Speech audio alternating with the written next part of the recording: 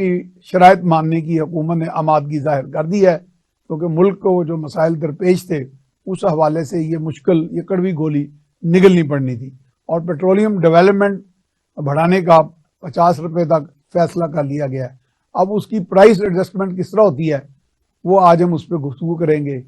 All parties conference जो है वो मुलतवी हुई है और इसमें हमारे वज़ीर आज़म शहबाज शरीफ भी तुर्किया तशरीफ़ ले जा रहे हैं। वहाँ पे ज़ल्ज़ला जो आया है हमारे वो बरादर मुल्क और शाम में भी, और वहाँ पे काफ़ी तबाही हुई है। तो ये मौका है इस वक्त हमें यकजहती का इज़हार करने का। और पाकिस्तान ने भी हर तरह, जिस तरह की तुर्किया हमारी मदद करते रहे हैं, इसी तरह पाकिस्तान ने भी कहा कि हम हर वक्त हाजिर हैं अपने भाइयों के लिए। जिस तरह की मेडिकल सप्लाईज या दीगर रिलीफ सप्लाईज वो यहाँ से दी जाएंगी। और वो जेल भरो तहरीक के बारे में भी चूँकि जिक्र हुआ था, हमारे यहाँ पे प्रोग्राम में एक बड़ी अच्छी बात की गई कि इसका भी यू टर्न हो सकता है, बल्कि वी टर्न हो जाएगा। तो यू वी टर्न, ये मेरा ख्याल है तो 360 डिग्री टर्न भी दिखाई दे रहे हैं। और मुझे लग रहा है कि हमारी सियासत अब यू टर्न पे ही ये चल रही है, या फिर यू टर्न का जब भांडा फूटेगा शायद कोई वो जो बबल बस्ट करेगा तो शायद चीज़ें बेहतरी की तरफ आ जाएं। और अमेरिका ने चीन का एक गुब्बारा जो वो मार गिराया या उसको ब्लास्ट कर दिया फिजा में, इसे कहा गया अमेरिका की तरफ से कि वो जासूसी के लिए भेजा गया था। इस पर भी बात करेंगे और दीगर कोई ऐसे मौजूद जो साथ साथ इसके हमरा बीच में आएंगे सामने, उन पे बात करेंगे। जी मुस्तफा साहब, ये IMF की तमाम शराइत तकरीबन मान ली गई हैं असूली तौर पे। सर तकरीबन नहीं मान ली गई हैं, मतलब वो आपके पास ऑप्शन नहीं है, ऑप्शन ही नहीं है ना मानने का। बात यह है कि हमारी इस वक्त पोजीशन, हमारे वजीर आजम भी इस बात को बयान कर चुके हैं, मरीम नवाज साहिबा भी बयान कर चुकी हैं, इमरान खान साहब भी बयान कर चुके हैं, शब्बर जैदी साहब भी बयान कर चुके हैं, मिफ्ताह इस्माइल साहब भी बयान कर चुके हैं कि हम इस वक्त डिफॉल्ट के बिल्कुल किनारे पर खड़े हैं। और हम अपने इस प्लेटफॉर्म से बार बार कह चुके हैं कि इसमें कोई शक नहीं कि हम डिफॉल्ट के गड़े के किनारे पर पहुंच चुके हैं। लेकिन इस बारे में भी हम बड़े वसूख से बता चुके हैं अपने नाजरीन को कि डिफॉल्ट ऑप्शन नहीं है हमारे लिए। और हमारे जो बड़े हैं, जिनकी पाकिस्तान में स्टेक्स हैं, जो बैनुल-अक़वामी बड़े हैं, जिसमें अमेरिका है, जिसमें चीन है, जिसमें रूस है, ये इस खित्ते में भी उनके मुफादात हैं। और इस रीजनल पॉलिटिक्स में पाकिस्तान जो है वो फ्रंट लाइन स्टेट के तौर पर मौजूद है। तो इसलिए पाकिस्तान को डिफॉल्ट नहीं होने दिया जाएगा, डिफॉल्ट करने भी नहीं दिया जाएगा।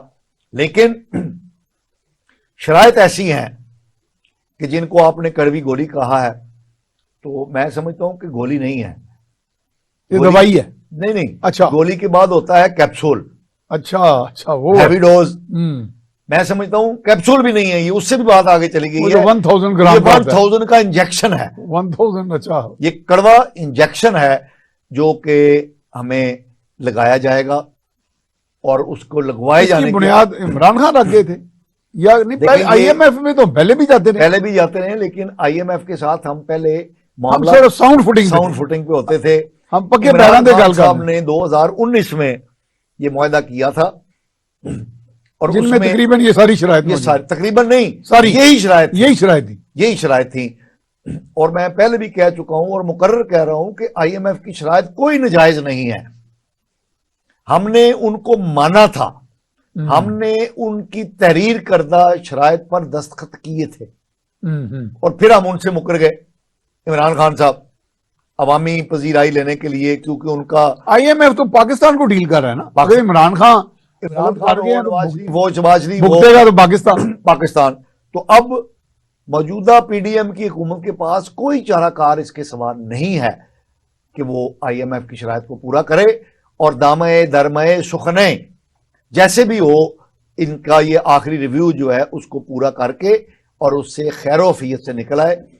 और उसके बाद ये जो बजट आएगा जून जुलाई में, उसमें कुछ मामलात की बेहतरी की, यानी कोई रिलीफ भी आ लोगों के लिए। मैं मियां साहब एक छोटी सी बात बता रहा हूं आपको कि मैं रात शाम को जब वापस गया तो मैं जगह भी आपको बता देता हूं, सदर गोल चक्कर के सामने मिलिट्री ग्रेन डिपो है, जी जी, फौजियों का बहुत बड़ा, उसके सामने एक ट्रक आटे का वो लेके ट्रक आटे के तोड़े 10-10 किलो के लेके खड़ा था और उस पर लिस्ट लगी हुई थी, सरकारी रेट पे वो मिल रहे थे। तो कोई हड़ड़ बोंग नजर नहीं आई, आम लोग वो ले रहे हैं और तोड़े लेके जा रहे हैं। तो आज जब मैं ये प्रोग्राम रिकॉर्ड करवाने के लिए आ रहा था तो वो ट्रक वाला ट्रक रख के, तो जैसे मक्खियां नहीं मार रहे, कोई अच्छा, लेने वाला नहीं था।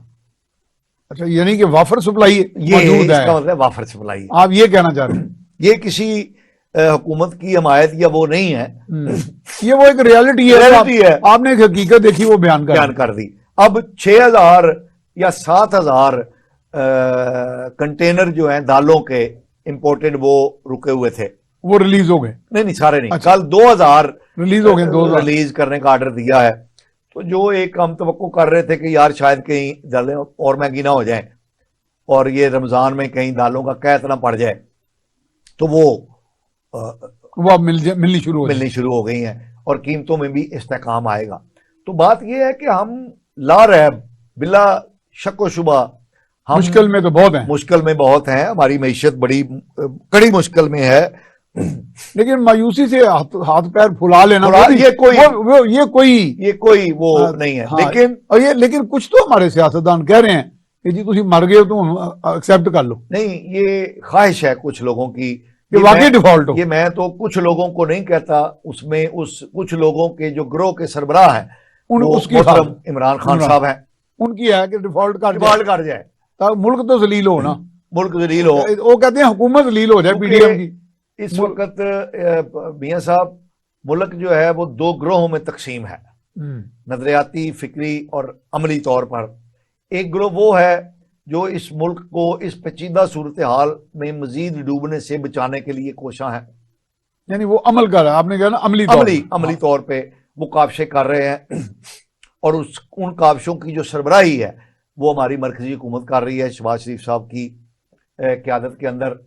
और वो बता रहे हैं कि IMF जो है हमारे मथा नहीं रगड़वा रहा, हमारी पुश्त भी वो रगड़वा रहा है, लेकिन उसके बावजूद वो कोशिशें कर रहे हैं और उन कोशिशें करने में उनका जो सियासी एसेट है वो जाया भी हो रहा है। उसके बावजूद वो अवाम में उनकी साख बहुत मुतासर हो रही है, ठीक है, क्योंकि वो कुछ कर नहीं पा रहे अमलन, सिवाय ये कि बचो बचाओ बचाने के अलावा वो कुछ अमलन। मैं अब तो हाउस होल्ड एक गॉसिप बन गई है ना जी, गुफ्तगू।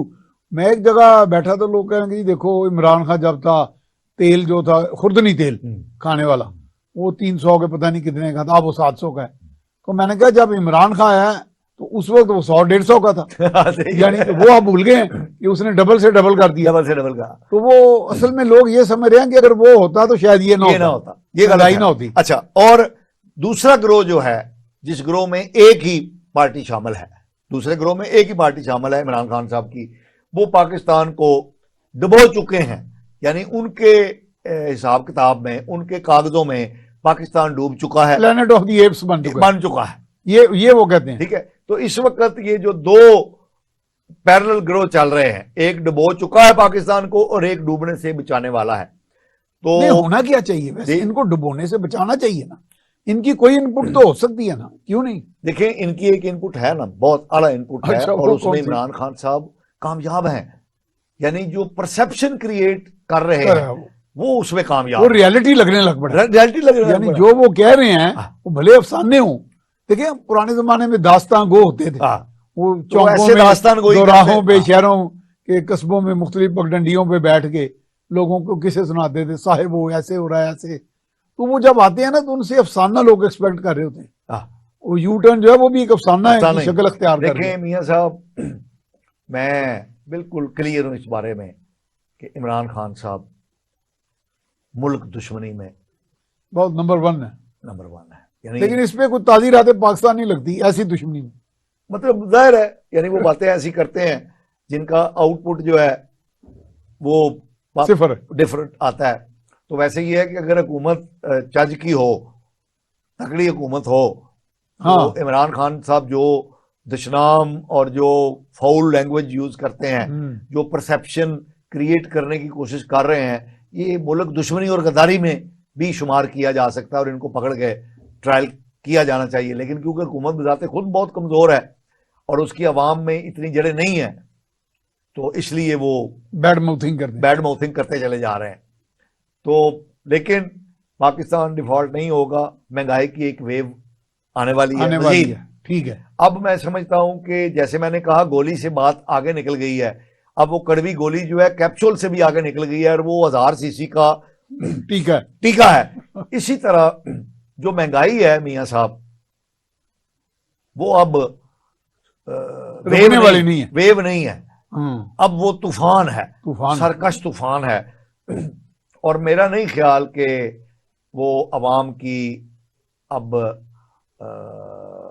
अवाम तो पिस चुके हैं ना, तो पिस चुके हैं। अब तो मेरे और आप जैसा जो सफेद पोश तबका है वो अपनी स्किन सेव कर ले तो बड़ी बात है। हम जो आप ये बताएंगे IMF से सिर्फ 1.1 अरब मिलेगा या बाकी रास्ते भी खुल जाएंगे? बात ये है, क्योंकि ये भी एक खामखा भलाई बात है कि जी वो तो सिर्फ $1 अरब। बात ये है कि IMF क्योंकि वर्ल्ड इकोनॉमी में एंट्रेंच्ड है, तो कोई भी मुल्क आपसे, अगर आप IMF के साथ मुआहदे में हैं और उसको पूरा नहीं कर रहे और IMF ने रोक दिया आपको पैसा देना, तो फिर दुनिया का कोई इदारा, कोई इन्वेस्टर वो आपके साथ खड़ा नहीं होगा। हद ये है कि सऊदी अरब और कतर और UAE ने भी कह दिया है कि पहले वहां आप उनसे मामला ठीक करें, फिर हम आपको, वो जो सऊदी अरब ने $10 अरब की इन्वेस्टमेंट का कहा है और इस तरह के UAE ने भी जो कहा है, UAE के सदर का दौरा भी मुलतवी हो गया है कुछ इसी मिली जुली वजूहात की बुनियाद पे। इवन ये कि चीन जो हमारा बहुत आजमूदा दोस्त है, वो भी मजबूर है कि वो IMF की क्लियरेंस के बगैर आपको इमदाद, ये सिग्नेटरी है ना जी, इन्होंने IMF के मुआहदे पे सिग्नेचर किए। इसलिए ये जो 1 या $1.25 अरब IMF से मिलना है, ये 1-1.25 अरब नहीं है, ये समझे कि 10-15-20 अरब डॉलर का वो पैकेज है। ये 1 अरब मिलेगा, वो जो रुका हुआ पैकेज है वो सारा हमें, इसलिए मैं गवर्नमेंट इंतजार इसमें है कि ये टाइम गुजर जाए तो 6-7 माह तकलीफ तो है, उसके बाद फिर चीजें थोड़ी बेहतरीन IMF के साथ आप मुआहदे में जब नहीं होंगे तो फिर तो आपको कोई पाबंदी नहीं होगी दूसरे लोगों से पैसे मिलने में, इमदाद मिलने में, ग्रांट मिलने में, फॉरेन डायरेक्ट इन्वेस्टमेंट आने में कोई रुकावट जो है नहीं होगी। इसलिए ये इस वक्त IMF की हम तरले मिन्नतें कर रहे हैं। अच्छा ये बताएं कि पेट्रोलियम लेवी अगर 50 रुपए बढ़ाते हैं तो क्या पेट्रोल फिर 50 रुपए बढ़ेगा या प्राइस इसमें एडजस्टमेंट करेगी? अच्छा, लेवी जो है ना, जो प्राइसिंग का फार्मूला तय किया जाता है जी, उसमें GST भी होता है, PDL भी होता है, पेट्रोलियम डेवलपमेंट लेवी, तो उस प्राइस में शामिल किया जाता है और उसके बाद ये देखा जाता है कि कितनी प्राइस इंक्रीज हुई है एक्चुअली और कितनी हमने करनी है। ये जरूरी नहीं होता कि 50 रुपए अगर PDL शामिल हुआ है तो सारा हमें देना पड़े, सारा ही हमें देना सारफ को देना पड़े, ऐसा नहीं है। लेकिन ये बहरहाल 50 रुपए PDL का शामिल होना ये एक बहुत बड़ा मतलब सेटबैक है और ये IMF ने कैटेगोरिकली इस पर कहा था। फिर इसी तरह सुई गैस की जो कीमत में इजाफा है वो 70% करने का उन्होंने कहा है, वो भी हमने करना है। और सुई गैस वैसे लोग बड़ी सस्ती इस्तेमाल करते रहे हैं, वैसे तो मियां साहब ऐसे तो ना कहें, मतलब कुछ तो सस्ता रहने देना। कुछ नहीं, मैं कहूँगा थोड़ा झागा ही खुल गया। तो वो वाकई बहुत सस्ती। देखें बात ये है कि वो ऐसा बेसिक ईंधन है जो कि गरीब से गरीब बिल्कुल इस्तेमाल करता है, तो मेरा ख्याल है वो रहने देना चाहिए था जी। तो नाजरीन, मुस्तफ़ा कमाल पाशा और मियां सैफुर रहमान की आपसे गुफ्तगू, आपके लिए गुफ्तगू जारी रहेगी। हम एक शॉर्ट ब्रेक पर जा रहे हैं, हमारे साथ रहिए।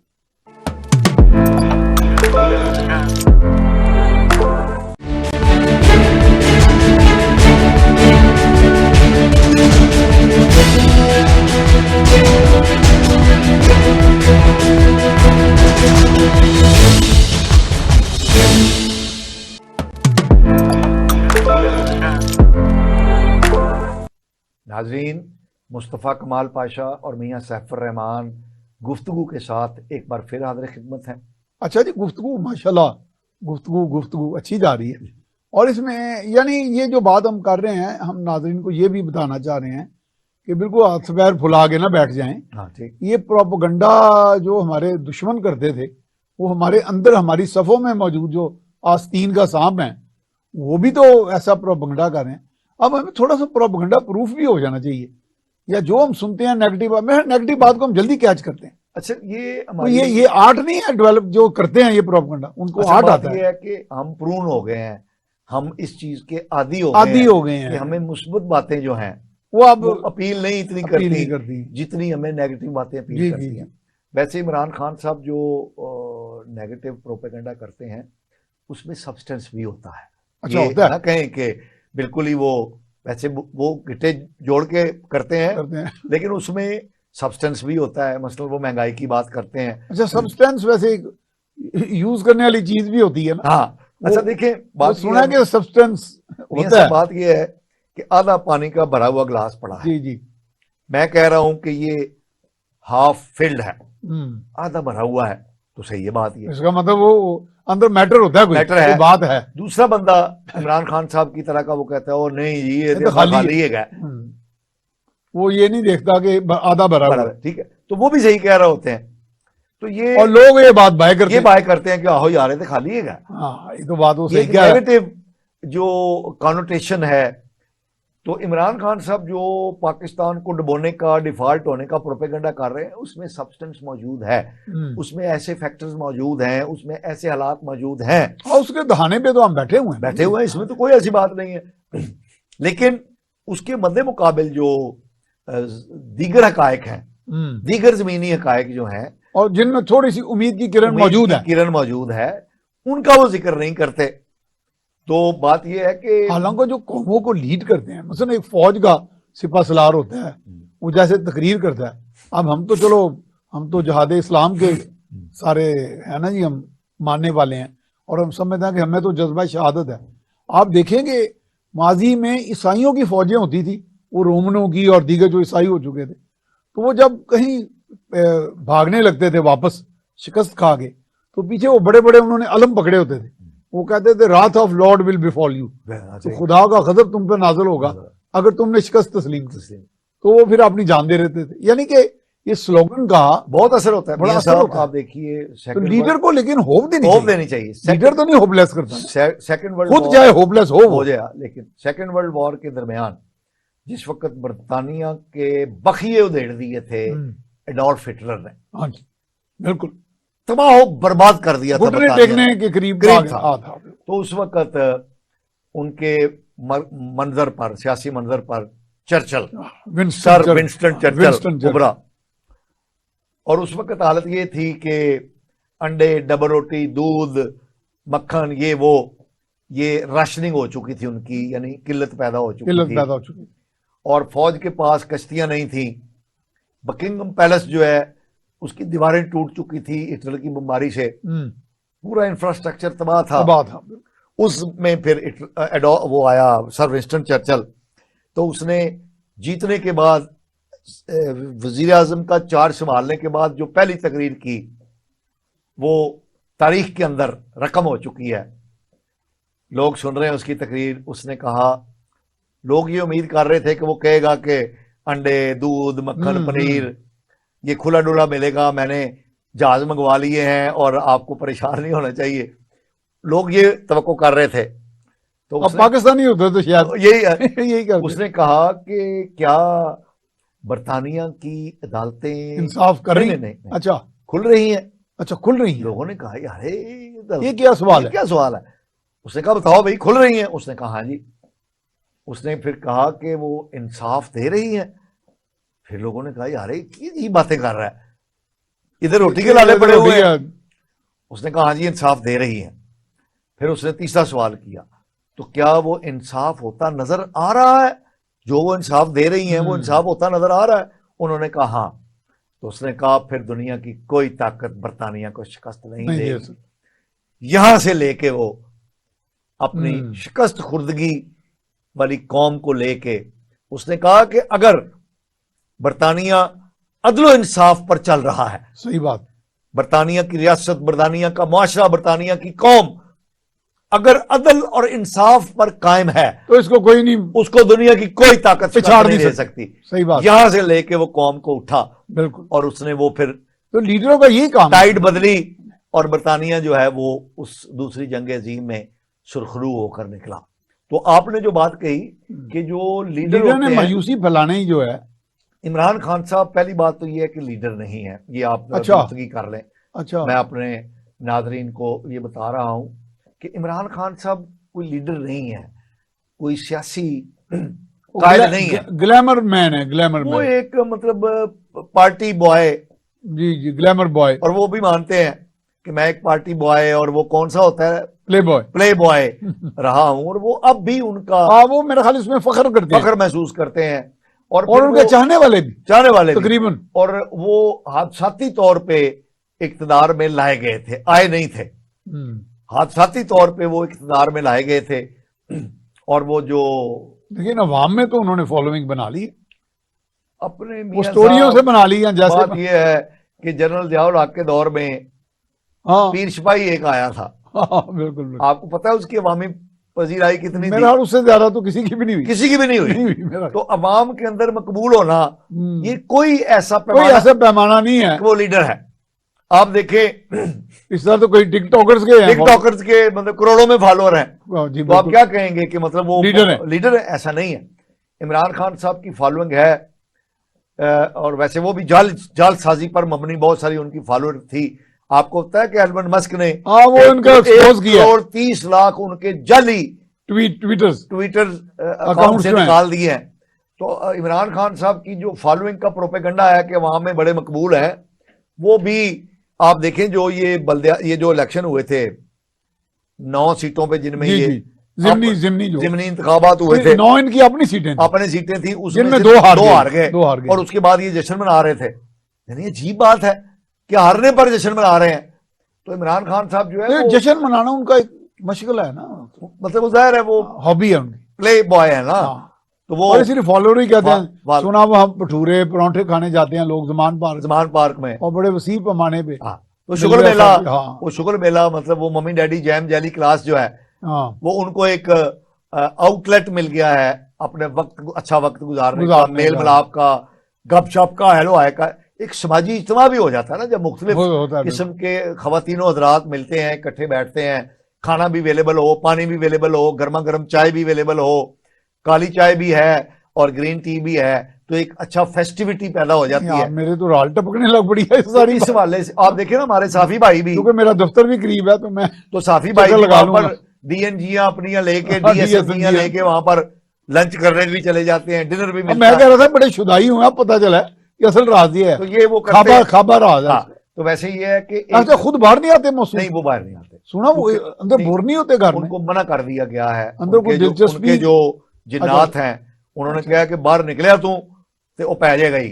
और जरा मुछा वाला, क्या नाम है उसका, राणा सनाउल्लाह साहब, क्योंकि राणा सनाउल्लाह साहब की तो दहशत और वहशत। अच्छा, हो सकता है उनको रात को ख्वाब डराना आता हो कि राणा साहब मैं करके। अच्छा, वैसे मियां साहब आपस की बात है, मतलब मैं नहीं कह रहा कि राणा साहब का जो रवैया है अच्छा है, वो अच्छा है, मैं बिल्कुल उनको एडवोकेट उसको कंडोन नहीं किया जाता, ठीक है, लेकिन लाइटर साइड पे मैं ये कहता हूं कि इनका इलाज, इनका एंटीडोट राणा ही है। इनको जो लंबे हाथ करके मिल सकता है वो राणा ही है, मूछों वाला राणा। और राणा साहब जो कुछ कह रहे हैं, और वो करने की सलाहियत भी रखते हैं, और वो कुछ करने का उनको मलका भी हासिल है। तो मेरा ख्याल है कि उन्होंने कार्ड कड़ी हुई है, मारे खाई है। उनको सारे तरीके आते हैं। देखिए ना कि मार खानी कैसे, रोते हैं कि मुकदमे कायम किए जा रहे हैं। अच्छा, राणा सलाब नहीं रोया? नहीं रोया, हालांकि वो बड़ी जिल्लत बर्दाश्त की उसने। इन पर तो कोई ऐसा मुकदमा कायम नहीं हुआ, इन पर तो सिर्फ शराब नोशी का, नजायज जमीन पे कब्जा करने का, कुछ दशनाम बोलने का मुकदमा कायम हुआ है। राणे पर, इसका मतलब भड़कें ज्यादा थी, ठीक है, राणे पर जो मुकदमा कायम हुआ था उसकी सजा मौत थी। मतलब वो सोचे ना जरा कि वो दफात, अगर कहा जाता है, जो माहिरीन है वो कहते हैं कि वो दफात जो राणे पर लगी थी, सनाउल्लाह साहब पर, वो अगर एक हरे भरे दरख्त पर लगा दी जाए तो सूख जाता है वो। तो वो भी उस खौफ से सूख जाता है। और राणा साहब की बेटी भी थी, हाँ, राणा साहब की नवासियां उनको भी थी, अपने बच्चे याद आते हैं, उनके भी बच्चे याद आते होंगे, लेकिन वो बंदा लेकिन वो बहादुर रोए नहीं। बहादुर आदमी। बहादुरी उसने साबित की है, और अब उसी बहादुरी से इनको वो कह रहा है कि मैं तुम्हारा बंदोबस्त करूंगा, उन्हीं सैलों में डालूंगा जिन सैलों में तुमने मुझे डाला था। लेकिन ये तो फिर जाके रो के बुरा हाल हो जाएगा इनका, नहीं, ये अगर तो अब वो उन जफियां- सेल्स में चले गए तो। वो मरियम नवाज साहबा ने कहा है ना हाँ कि वो जफियां डाल के सिपाहियों को रोते हैं, वो शेख रशीद की तरफ जी जी। हुआ ये है कि शेख अच्छा, रशीद साहब शेख को- रशीद का तो बड़ा रोब था, बड़ा कि पता नहीं कितना बहादुर हवाई है कि- थी। हवाई थी। देखिए बात ये है कि शेख रशीद साहब मतलब वो वेगी शेगी लगा के तो जवान काली करके अपनी, अच्छा, बालो गंजे। मैंने सुना है, मुझे कुछ अच्छा, पता नहीं। बहरहाल वो उन्होंने अपना अब वो मैं जो- चश्मे तसव्वुर में देख रहा हूँ देख। गंजा तो वो उन्होंने रंग काला कूड़ा करके तो अपना अच्छा शबशबा रखा हुआ रखा है हुआ है। बड़के मार के, लेकिन अमलन तो वो उनके जिस्म वो सीधा हो चुका है, हाँ। बुजुर्ग आदमी है, बूढ़े हैं, तो बल्कि मुझे उनका तरस भी जिस्म आया था। ऐसे जिसम मम्मी बन चुका है। ठीक है, तो मुझे तरस भी आया था कि जब वो हथकड़ियां पहना के तो जब वो उनको ठेडा लगा, आपने कहा यार बूढ़े आदमी के साथ वो क्या नहीं कर- मतलब, तो वो फिर वो एकदम वो छाती पर जा लग गए जो सिपाही था, तो वो रोए हैं, मतलब मिन्नत अल्लाह किया, फिर उनके खून भी बह रहा था, वो कह रहे थे यार पट्टियां ही कर दो, जाहिर है वो ज्यादा खून बहना अफोर्ड नहीं कर सकते, हाँ। बुजुर्ग आदमी है।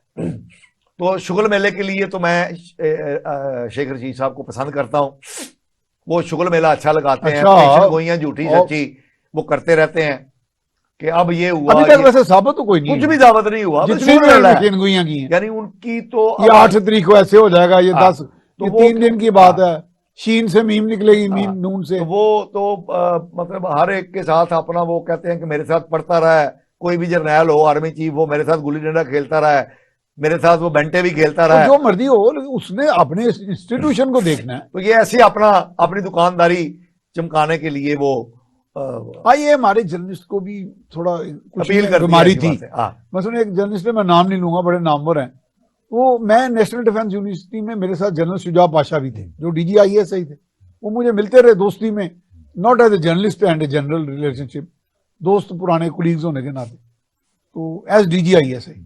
तो मैंने एक दिन कहा, मैं यार एक मेरा परसेप्शन तो खत्म करें, या मिसपरसेप्शन है कि फलां बंदा मैंने नाम लिया, बड़ा नामवर जर्नलिस्ट था, वो कहता है मेरी आपसे 4-5 मुलाकातें, उन्होंने कहा जी मेरे हवालदार को नहीं मिला आज तक। इससे ज्यादा तो मैं बड़ा परेशान, मैं नहीं, कहा, आप इसका ये मतलब शेख हवा रशीद की तरफ इशारा तो नहीं कर रहे। नहीं नहीं, वो जर्नलिस्ट है जिसका मैं कह रहा हूँ, तो वो जर्नलिस्ट भी हमारे हवा बांधते हैं। तो अब ऑल पार्टीज कॉन्फ्रेंस जो है मुलतवी, ये इसका क्या फैक्टर है? यानी पार्टी कॉन्फ्रेंस होगी तो सही। हाँ, वो 9 का मेरे ख्याल में उन्होंने कहा जी, है, 9 का नई कहा है। डेट।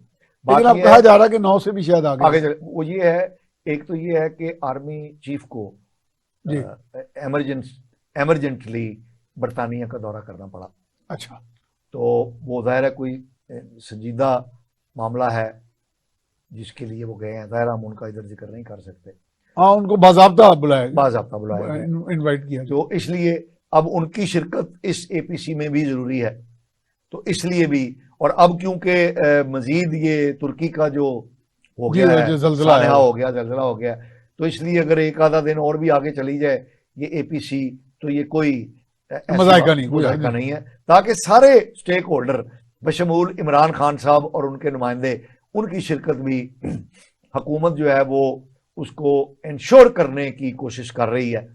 तो इसलिए ये, और मैं एक बात कहना चाहता हूं कि एक उसमें इन्होंने नॉमिनेट किया था शेख रशीद साहब को और असद उमर साहब को, तो की तो उन्होंने शरारत ही है कि शेख रशीद साहब तो जेल में है, लेकिन हुकूमत को चाहिए कि वो अगर इस तरह दोबारा शेख रशीद साहब नॉमिनेट हों तो उनको पैरोल पे रिहा करके हाँ, उनको लाना चाहिए। गवर्नमेंट को ये शतरंज की चाल चलनी चाहिए कि आओ जी आ जाओ, और आगे एक्सपोज हो, वो जो एक्सपोज हो, जो हाँ। उन्होंने गंद खोलना है, जो उन्होंने गंदगी फैलानी है, जो फैला ही रहे हैं, तो उन कौम को पता चले कि ये लोग क्या अच्छा, आपने गंद से मुझे याद है, मैं गंद का लफ्ज नहीं कह रहा उनके लिए, जब डोनाल्ड ब्लूम अमेरिका के सफीर बैठे हुए थे और एक तकरीब में वजीर आजम शहबाज शरीफ जो खिताब कर रहे थे और आगे वजीर आजम आज़ाद कश्मीर तनवीर इलियास बैठे हुए थे, तो तनवीर इलियास साहब ने कुछ थोड़ा सा बात आगे बढ़ के बीच में रखना डालने की कोशिश की, प्रोटोकॉल के खिलाफ थी। कार है, फिर वजीर आजम शहबाज शरीफ ने कहा महफिल कि के इस पे हम करेंगे बात।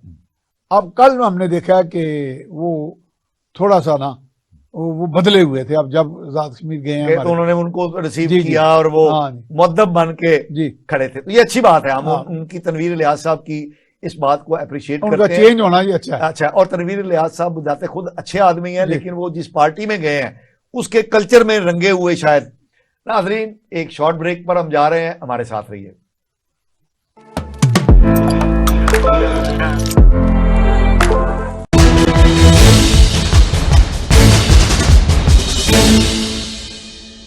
मेरे लिए ये बड़े एजाज़ की बात है कि आज मैं स्पेशल टीवी के स्टूडियोज़ में हाज़िर हुआ हूँ।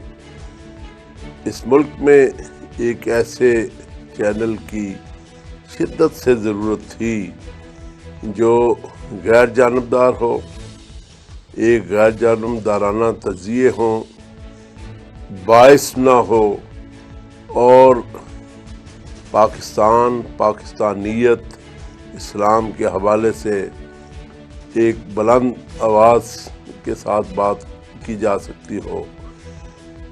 एक ऐसा चैनल की ज़रूरत थी कि जिसको पूरी फैमिली के साथ बैठ के आदमी देख सके। एक ऐसा चैनल चाहिए कि जो हमारी मशरकी इक़्तिदार को फ़रोग़ दे और मगरबी इक़्तिदार के सामने उसी तरह डट के खड़ा हो जाए जिस तरह आज से तकरीबन 70 साल पहले मौलाना सैयद अबुल आला मौदूदी रहमतुल्लाह अलैह ने डट के खड़े हुए और सारी मगरबी इक़्तिदार की बातों का इंतहाई मुस्बत और ठोस जवाब दिया, जिसके नतीजे में जो मगरब की जलगार थी और जिसका ये खदशा था कि ये हमारी सोसाइटी को बहा के ले जाएगी, वो तूफान थम गया और उन दलाइल का कोई मुकाबला ना कर सका। मुझे उम्मीद है कि ये स्पेशल टीवी हमारी इन इक़्तिदार की हिफाजत करेगा। ये हमारे मुल्क की ज़रूरत है। ये नौजवान नस्ल का तर्जुमान बनेगा। ये हमारी बेटियों के सरों को ढांपने वाला टीवी होगा और हमारे बेटियों के हकूक़ के लिए बात करेगा। हमारे घरों में इसकी एक हर वक्त ज़रूरत महसूस की जाएगी और एक ऐसा चैनल ये इंशाअल्लाह बनेगा कि जो हर हाल में हर उस पहलू को जिसकी मुल्क के लिहाज से एक अहमियत है उसको उजागर करेगा।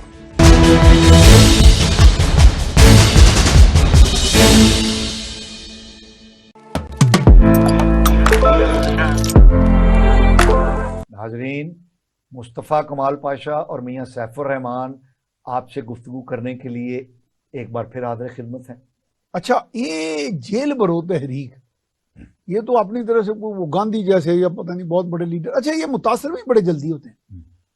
कभी चीन से मुतासर होते हैं, कभी रूस से होते कभी हैं, मलेशिया से, और एक ही वक्त में कई मॉडल्स डिस्कस कर रहे होते हैं। तो अगर वाकई इनको कोई लंबा इक़्तिदार मिलता आगे तो पता नहीं पाकिस्तान में कौन सा इंटरनेशनल निज़ाम हाइब्रिड किस्म का, हाइब्रिड बल्कि मल्टीफेरियस किस्म का आ जाता। जी, जेल भरो क्या?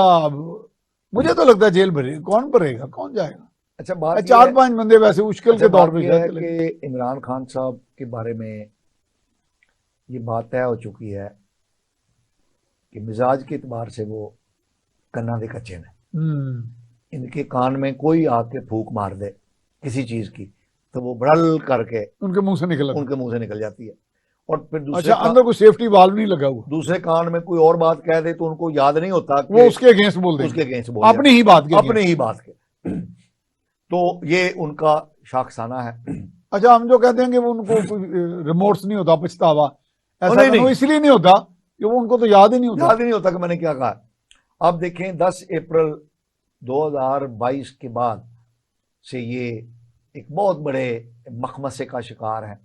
हुकूमत से निकलने के बाद ये नॉर्मल नहीं रहे, टपोशियां मार रहे हैं। यानी आप देखिए कि कभी ये कहते हैं कि हम इस असेंबली को नहीं मानते, इस्तीफे दे देते हैं। फिर जब वो इस्तीफे कबूल होने शुरू होते हैं तो कहते हैं हम आ रहे हैं, नहीं तो फिर कोर्ट में चले जाते हैं स्टे ऑर्डर ले लेते हैं, इस्तीफे कबूल ना किए जाएं। इस्तीफे कबूल ना किए जाएं। फिर ये 2 असेंबलियों से जहां पर इनकी अपनी हुकूमत है वहां से इस्तीफे दे देते हैं, इस्तीफा दे के असेंबलियां डिसॉल्व करके निकल आते हैं। और उसके बाद वो जो पिछली असेंबली जहां से इस्तीफे दे के निकले थे, कौमी असेंबली, उसका बाई इलेक्शन हो रहा है, तो उसमें ऐलान करते हैं कि 32 की 32 सीटों पे मैं कल्ला ही लड़ांगा। अजीब बात है।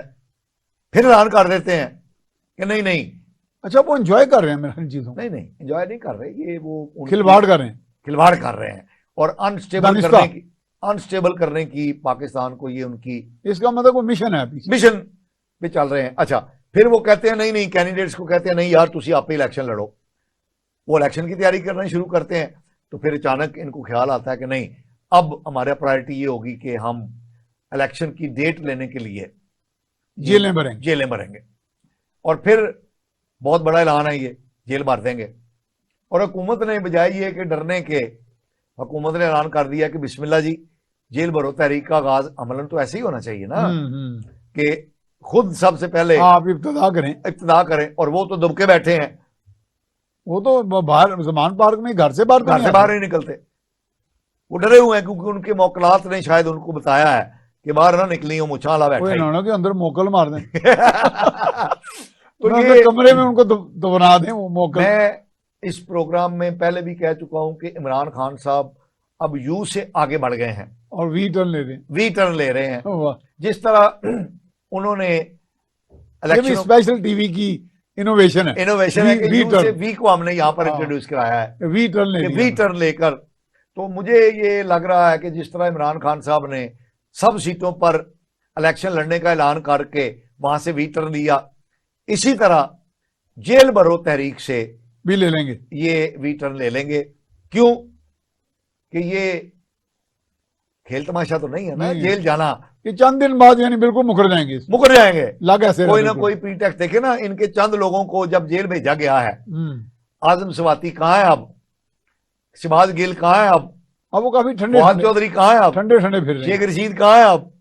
तो इनकी ट्यूनिंग फाइन ट्यूनिंग में कन्वर्ट हो जाती है तो जेल जाना कहने और करने में खाला जी बाड़ा नहीं। और माहिरीन का कहना यह है, मैं नहीं कह रहा वैसे, ही माहिरीन का कहना यह है कि इमरान खान साहब शायद 24 घंटे भी नहीं निकाल सकते। उसकी जुमला वजूहात हैं जिनका हम जिक्र यहां पर नहीं कर सकते, वो लवाजमात नहीं पूरे होंगे, वो लवाजमात उनको वहां पर जेल में क्योंकि मुयस्सर नहीं होंगे, वो तो फिर वाकई, और बाहर से वो पहुंचाए नहीं जा सकते, डोलन ना पहन के फिर, ठीक है, और बाहर से वो पहुंचाए नहीं जा सकते क्योंकि राना सनाउल्लाह वहां पर बैठा है। तो इसलिए ये बात इमरान खान साहब को भी पता है, इसलिए तो मरीम नवाज साहब आगे बढ़ बढ़ के कह रही है ना कि इब्तिदा जरा करो ना जमान पार्क से। उन्हें पता है, हाथ भी उसकी बात आ गई है ना, आ गई है ना, ये टर्न इनके हाथ आ गया। तो इसलिए मुझे लगता है कि ये वी टर्न आ जाएगा और कोई जेल भरोसा कुछ नहीं, कोई जेल भरोसा नहीं, कोई चक्कर नहीं जी, कोई चक्कर नहीं होना, क्योंकि ये कहने और करने में बड़ा फर्क है। ये बताएंगे अमेरिका ने जो गुब्बारा चीन का मार गिराया है, उसको ब्लास्ट किया है, वो कोई इसको स्टडी किया हमने, कोई वाकई जासूस क्या रहा था, क्या था? अच्छा, बात ये है क्योंकि गुब्बारा अचानक कहाँ, वैसे ज़राए अबलाग पे अमेरिकी मगरबी गलबा है, बिल्कुल उनका तसल्लुत है, और उनके पास प्रोपेगेंडा की चालू मशीन भी मौजूद है। बिल्कुल। अमेरिका गुज़श्ता 15-20 साल से कोशिश कर रहा है कि चीन को किसी मिलिट्री कॉन्फ्लिक्ट में उलझाया जाए, पहली बात। दूसरी बात, वो डरता भी है क्योंकि चीन की जो मिलिट्री माइट है वो अभी तक कहीं दुनिया के सामने आई नहीं है, एक्सपोज नहीं हुई। इससे भी इसका और खौफ है कि पता नहीं क्या कुछ है। तो 3 वाकयात ऐसे हैं जिसमें चीन ने अपनी मिलिट्री माइट दिखाई है, रेजिलियंस दिखाई है, फर्मनेस दिखाई है। एक तो यह है कि अमेरिका ने तियानानमेन स्क्वायर के अंदर जो तालिब इल्मों की उनको अपराइजिंग उकसाया था, तो चीन ने टैंकों के जरिए जी वो कुचल के रख दी। उससे जाहिर होता है कि चीन कितना डिटरमिन्ड है किसी किस्म की अपोजिशन को भी कुचलने के वो लिए। मैं टियाननमेन स्क्वायर से 2-3 मरतबा गुजरा चीन जब गया, अच्छा, ठीक। तो वो लोगों को मैं कहता हूँ ये है टियाननमेन स्क्वायर, वो फिर आगे जवाब नहीं देते थे। ठीक है। दूसरा, एक अमेरिका ने एक जासूसी त्यारा अपना गलती से कहकर पाकिस्तान भेज दिया ना अच्छा, चीन की हदूद में दाखिल किया। चीन ने इमीडिएटली उसको मार गिराया, नहीं मारा, नहीं, वार्निंग दी। ना अच्छा, उसको घेर के उतार लिया, उतार लिया नीचे। हाँ, और उसके बाद अमेरिका ने इमीडिएटली ऐलान किया कि ये जो त्यारा है ये अमेरिकन सॉयल है, इसको हाथ नहीं लगाना। चीन ने वो त्यारा जो है वो पुर्जे पुर्जे कर दिया, उसकी पूरी टेक्नोलॉजी जो है वो डिटरमिन कर ली। उसके बाद, और ये बहुत बड़ा वो जंग का माहौल पैदा हो गया। हाँ जी, हो गया था। चीन ने कोई अमेरिकी धमकी जो है, अमेरिकी सदर ने बराह रास्त ये कहा था, बिल्कुल, चीन ने वो, ठीक है, और दुनिया ने देखा, वो मेरे ख्याल में 13 या 14 दिन ये बहरान रहा। उसके बाद चीन ने, वो दुनिया ने देखा कि चीन ने वो टुकड़े टुकड़े किया हुआ जो जहाज था अमेरिका का, वो ट्रॉलर पे लद के उन्होंने कहा जी हेलो फड़ो, हेलो फड़ो। इससे चीन का मिलिट्री माइट जो है एक तो एकदम एक डेमोन्स्ट्रेशन हो गई। अमेरिका को पता चल गया कि चीन जो है वो अलाइव है। उसके बाद ताइवान के मसले पर हाँ, अमेरिका ने पंगा लेने की कोशिश की, तो चीन ने बिल्कुल मिलिट्री अपनी एक्सरसाइजें शुरू कर दी, बेड़ा भेज दिया, जहाज लगा दिए वहां पर। अमेरिका वहां से भी बैकफुट पर आ गया। और फिर इसके अंदर हांगकांग के अंदर भी, हांगकांग में भी अमेरिका ने पंगा लेने की कोशिश की, लेकिन वो वहां भी शिकस्त खाई उन्होंने, खाई। फिर अमेरिका ने हिंदुस्तान को उभारा, तो हिंदुस्तानी अफवाज का जो हुलिया बिगाड़ा चीन ने जी। ये टेस्ट एंड ट्रायल अमेरिका करता रहता है, जिसके नतीजे में उसका डर खौफ में इजाफा होता चला जाता है और वो पंगा लेता है और फिर रिट्रीट कर जाता है। मुझे ये लगता है कि चीन ने ये डेलिबरेटली भेजा है अमेरिका को टेस्ट करने के लिए।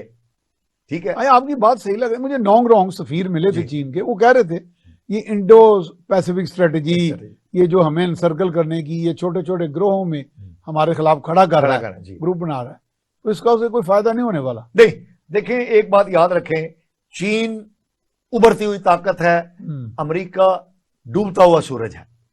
ठीक है, ये यूं तो कई लोग तो कह रहे हैं वो भी डिफॉल्ट की तरफ जा रहा है। नहीं, डिफॉल्ट तो खैर शायद ना हो, लेकिन मालिक बहरान में है। ठीक है, तो चीन जो है वो अपने आप को अभी तक किसी मिलिट्री कॉन्फ्लिक्ट में बराह रास्त उलझाया नहीं है उसने, लेकिन उसने कभी भी अपनी मिलिट्री माइट की डेमोन्स्ट्रेशन करने में झिझक नहीं महसूस की।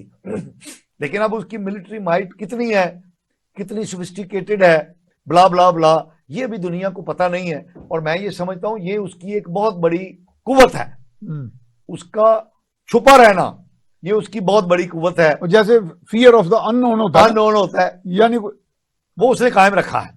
जी जी। तो इस हवाले से अमेरिका जो है ये पंगे लेने के बावजूद कभी भी जुर्रत नहीं करेगा। लेकिन ये उन्होंने जो टेस्ट बैलून भेजा तो उनको भी पता चल गया कि अमेरिका की कितनी उन्होंने भी अपनी किसी स्ट्रेटजी के तहत ये काम किया है ना। जिस तरह अमेरिका टेस्ट करता है, इसी तरह चाइना ने भी आगे बढ़ के एक, तो अब मेरा ख्याल है हम इख्तिताम को चुके पहुंचे हैं, तो आपने बातें बहुत ही कर ली।